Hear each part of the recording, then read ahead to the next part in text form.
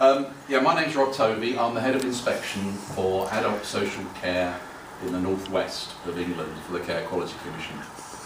Just to give a brief geographical explanation, because as ever with CQC, we like to do things slightly differently. You may be surprised to know, for example, that Burnley is not in the northwest of England, according to CQC, nor is Greater Manchester, which I think came as quite a shock to them. They are in actually our north central patch, which of course is a phrase that nobody ever uses in England, which is why presumably we decided to go for it. Sounds very American. So my northwest patch covers the two Cheshire authorities, Halton and Warrington as well, St Helens, Knowsley, Wirral, Liverpool, Lancashire, Blackpool and Cumbria. But not all of Lancashire, so it doesn't cover Blackburn, for example. So it's all slightly unusual, but I thought it might be helpful just to clarify that. I've been asked to sort of talk a bit about the new methodology, which I'm hoping doesn't feel so new for many of you now, and then a bit about what lessons we've learned thus far, and then obviously there'll be some questions and answers at the end. Thought it might be helpful just to introduce myself a bit further, because one of the questions often asked is about, you know, who works for CQC and, you know, what do they really know about care, and are they the right people to do the job? I joined CQC in September 2014, so relatively recently.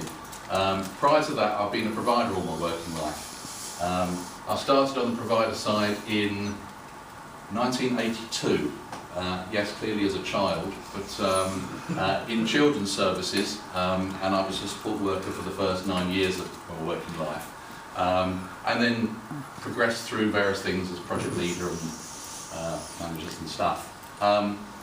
Working in children's services, ex-offender services, people with drug and alcohol problems, single homelessness, a children's hospice, and then from 2004 to 2014, I was Chief Executive of a charity called Bethany, who are based in Shrewsbury, and they're a learning disability provider, working across Shropshire, Telford, Birmingham, Walsall and Wolverhampton, supported living, residential care, specialist services for people with behavioural challenges, and domiciliary care. So, September 2014, I chose to cross to the dark side and move to the regulator. So a big step, as you can imagine, having been a provider all my life. And the reason I did it, I think is relevant for today, is because the regime was just about to change in terms of the inspection. I'd also been chair of the local authority, chair of the provider association in Shropshire and Telford, Shropshire Partners in Care, which also had a training arm, not dissimilar to some of the things that CATS do. So I was chair of that for a number of years, and I became more and more interested in the wider quality of care, both seeing some really fantastic examples, but more concerningly some less good examples, and I was very passionate about training and development and quality. So I liked what David Bean, who's the Chief Executive of CQC now, was saying at the time, and perhaps even more importantly, I liked what Andrea Sutcliffe, who was the Director, the Chief Inspector for Adult Social Care, was saying. So it felt like a really good time to join the regulator. As it turned out, starting in September 2014, 1 month before the new methodology was launched, to say it was challenging was a slight understatement. And also I joined at a time when there was probably about 50% staffing within CQC on the inspectorate side. So some challenges. So the new methodology. What was behind that? I won't spend too much time on this because I'm hoping this is... Oh, I meant to ask, who's had an inspection with the new methodology so far? 4 or 5 services, okay. Just cast your mind back to the old regime and the kind of the light touch approach. Now, whether or not that directly contributed to the things that then grabbed the headlines in kind of 2012, 2013, 2014, Mid-Staffs, Winterbourne View, Morecambe Bay, and a whole host of other really negative headlines, maybe it did, maybe it didn't. But whatever the reason, there's a lot of political and public interest in changing the quality of regulation and trying to do something about the wider level of care across health and social care. So that's the kind of political push, a huge level of political scrutiny, as you're probably aware, around health and social care. I'm only going to talk predominantly about adult social care because that's my background and that's my remit, and I presume that's most of the providers in the room rather than, I'm sure you've probably got some health funding, some of your, or CCG or CHC funding, but it's going to be about adult social care, although the methodology is broadly the same. So, just to kick off, the mum's test, is that something everybody's heard about? I hope so. This is one of the things Andrew Sutcliffe introduced, trying to make things feel less jargonistic, trying to relate to people. This is actually Andrew's mum as well, so she's given me permission to use that image. What the Commission is about now, hopefully, is, you know, when you're looking at a service, what you're thinking about is, would I want my mum using this service? Or my brother, or my sister, or whatever, or a loved one. That's the kind of starting point. And I'm not sure that that's always been the starting point under previous kind of inspection regimes. So, and then there was a lot of discussion through 2013 and 2014 about what areas should the new methodology look at. So these are the 5 domains which shape the inspection, and these are the 5 domains: responsive, safe, caring, effective, well-led, that when you get your inspection report, it will be broken down into those 5 sections. And all of the regulations and all of the standards of the Health and Social Care Act will be matched to various parts of those 5 domains. I think that the thrust was very much to make sure we started to try and use language that was easily understood, so that anybody who was looking for a service could pick up a report and really get a good feel for what that service was about. So a report will have a summary, usually 1 page, maybe a page and a half, so that if somebody doesn't want to go through the whole report, they can just get a flavour of it. Each of the 5 domains will also have a very, very short summary, maybe only half a dozen lines. But is it good enough for my mum is the kind of thing I think we probably all want to try and hang on to. It's a fairly complex slide and with a lot of detail on it, but fundamentally the new approach was based on these components. Try to improve registration. One of the criticisms around the Commission in the past was that the registration assessment process wasn't robust enough, that people were coming into our sector, and it's very much our sector, who perhaps didn't have the skills and experience and knowledge to run care services. So there was a lot about a more rigorous testing of registration. Intelligent monitoring, a lot about using the data out there, from local authorities and CCGs, from whistleblowers, from staff, from providers, making sure that we had information that was up to date, current, relevant about each service. Because despite there being a lot of inspectors, you know, there's way more services. And you know, inevitably, the inspection is just a snapshot at a period in time, and you are, to a large extent, the eyes and ears of any service, and the people who use your services are. So we had to improve and get better on where do we gather evidence from and how that's analysed. And then how do we use that intelligence to inform the inspection process and the inspection plan? You have the quality of care with the 5 domains.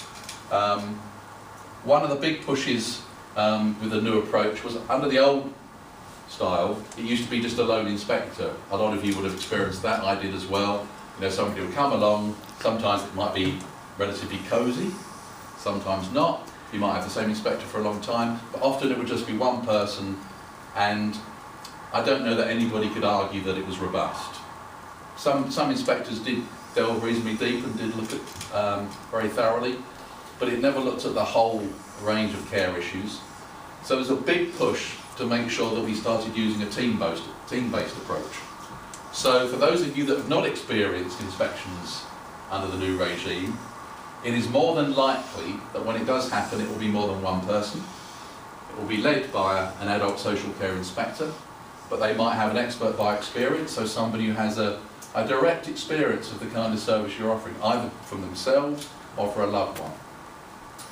There might be a specialist advisor, maybe a pharmacy inspector, somebody who can specifically look at meds management issues, for example, or a dementia care specialist or whatever. And there may well be an additional inspector or bank inspector, depending on the size of the service. So you could have 2, 3, maybe 4 people, depending on the size of your service.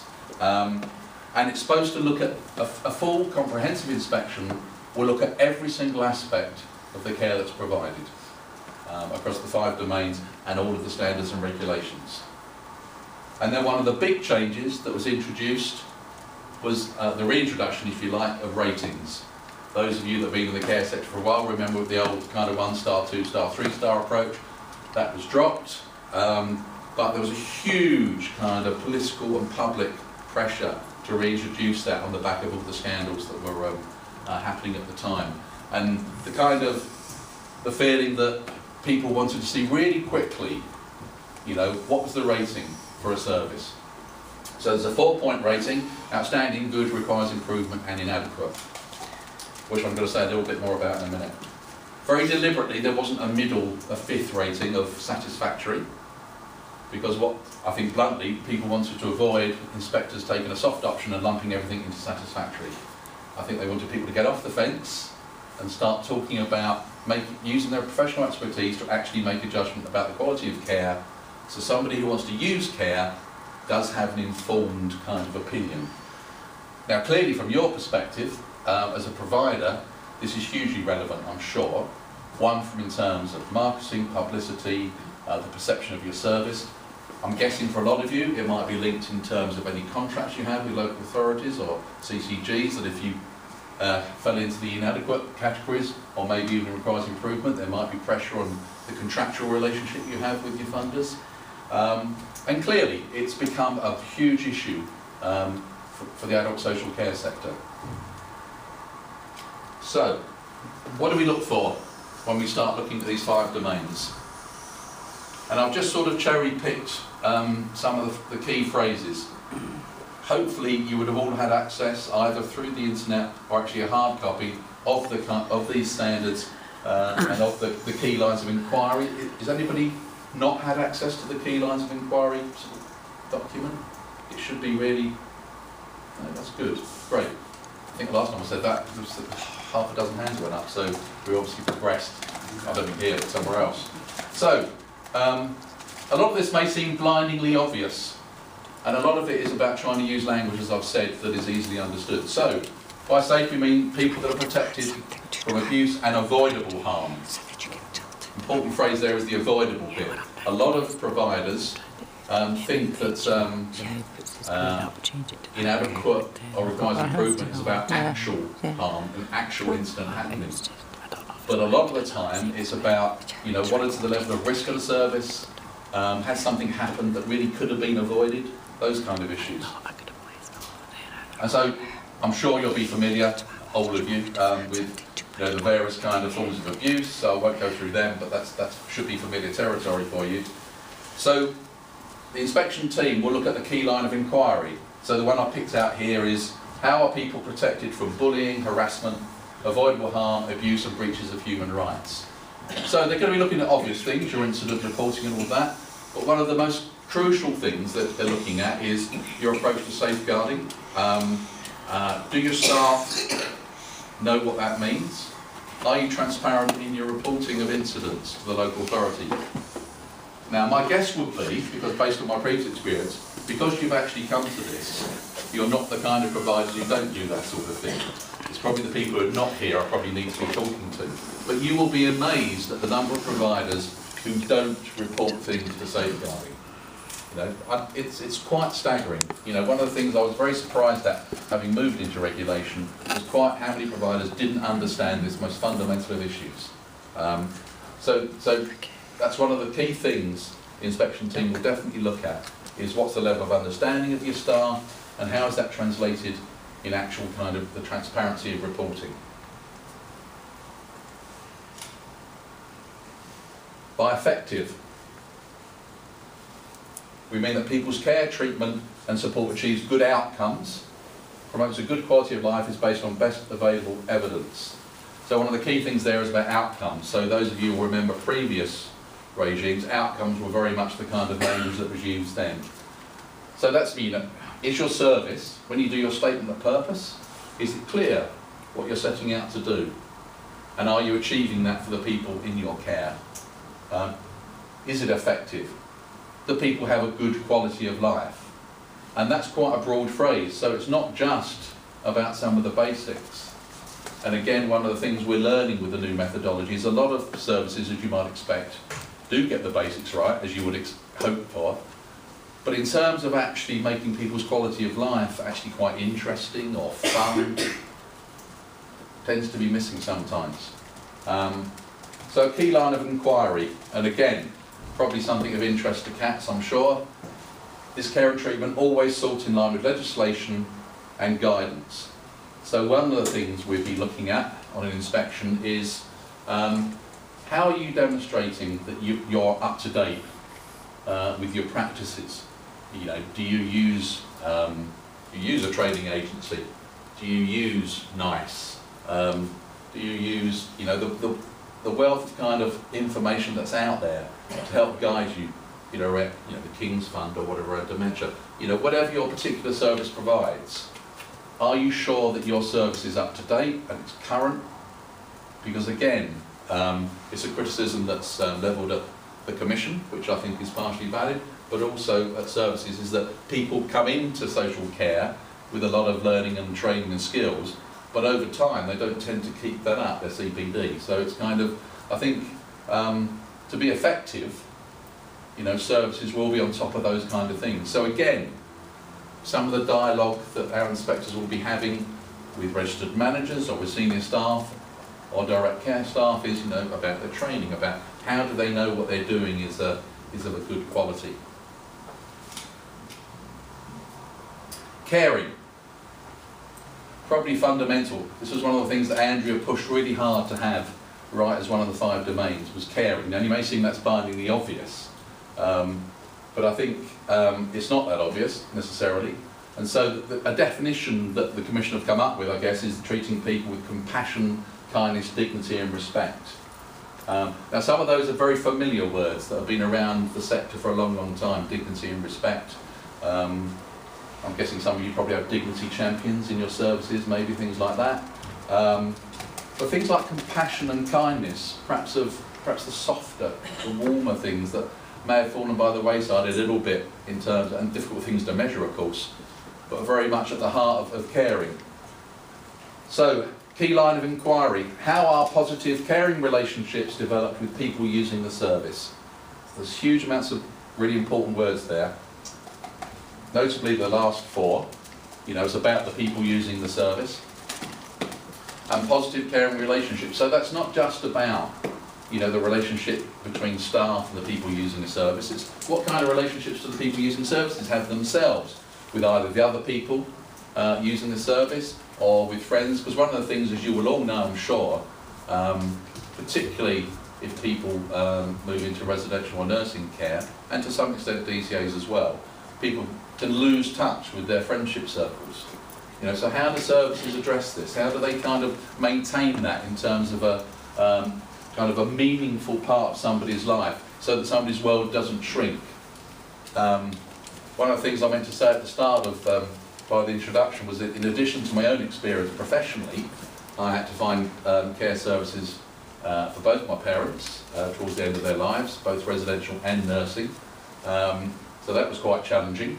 I was probably the relation from hell for a lot of services, but it was very challenging trying to kind of find good quality. I also had to find hospice services for my late wife. So I've got a lot of kind of broad personal experience as well in terms of trying to find kind of services and what does that mean for an actual individual. One of the big challenges, I think, is how do we nurture those caring relationships for people, and how do we support them to maintain them when they start using services. I've got a bit of a cold, so I apologise for a moment. Responsive. I think one of the greyer areas is the difference between effective and responsive. but I'll do my best to try and differentiate. And this is really about person-centred care. A well-used phrase, but a much abused phrase in my experience. Are they really organised around an individual's needs? Now, I'm very passionate, having been involved in learning disability services, that I think arguably they have been at the forefront of the development of person-centred care.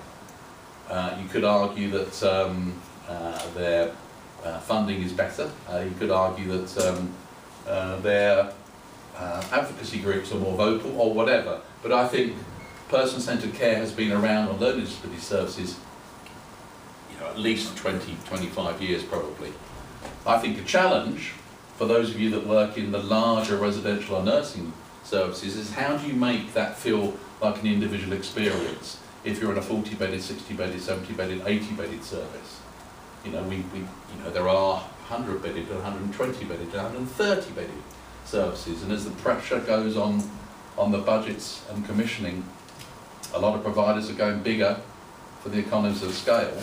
And how do you actually get individualised, personalised care in that kind of environment, something that really feels personal?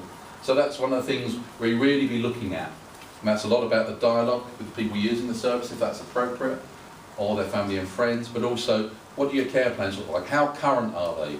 Is it a dusty thing that hasn't changed since the day somebody moved into a service? Is it something that actually your staff know about? You'll be amazed in some of the poorer rated services where inspectors will go round and they talk to staff and they haven't got a clue, to be frank, about the care plan for the person they're caring for. They won't know the individual, and they not even some of the big stuff, maybe about what meds or whether they've got a particular condition, let alone some of the really warm, softer individual stuff around what that person likes, or what they used to like, or what they really get excited about, or how they might be supported to do X, Y or Z. I apologise if I'm teaching you all to suck eggs, but you will be amazed at the number of providers who don't get that right. So the last section, well led, and I was really pleased to see this added, because the leadership and management and governance of organisations and care businesses was something that was drastically overlooked under previous regimes. And this was very much pushed by the fact that, bluntly, yes, the headlines were about the care staff at Winterbourne View, some of whom ended up in prison. But whatever happened to those senior managers and care business owners who were actually letting that happen, and that, not a lot, bluntly. So well led was introduced so that the Commission can really try and look in great detail, because we all know, you will all know, I'm sure, good registered manager often means a good service. No registered manager, or a poor registered manager, can often mean a poor service.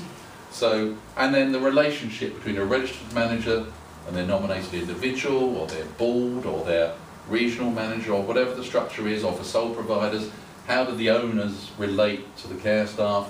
All of those dynamics really crucial to the quality of care.